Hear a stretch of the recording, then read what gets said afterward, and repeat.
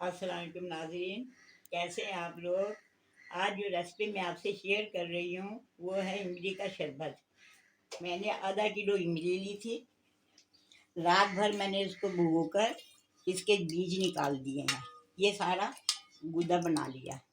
इसको भी मैंने अच्छी तरह छान लिया कि कोई इमली का दाना कुछ रह ना जाए। अब मैं इसको ग्राइंड करूँगी।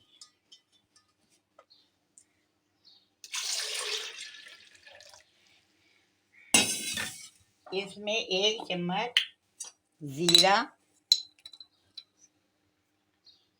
डाल दिया मैंने और 1 चम्मच काला नमक।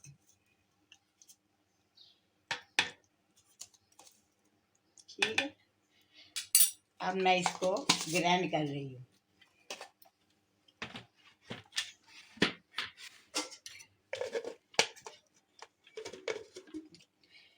ये नाज़रीन, मैंने इसको बारीक छलनी में छान के ये रख लिया, निकाल लिया सारा पल अच्छी तरीके से। छानने के मतलब ये कि इसके अंदर ज़ीरा जो डाला था उसको कोई ज़रात मुंह में ना आए। अब इसको मैं चूल्हे पे पका रही हूँ।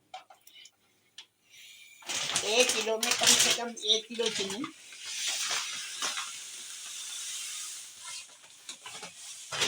1 किलो चीनी डालें। जब तक चीनी बिल्कुल घुले ना, बराबर चम्मच चलाती रहें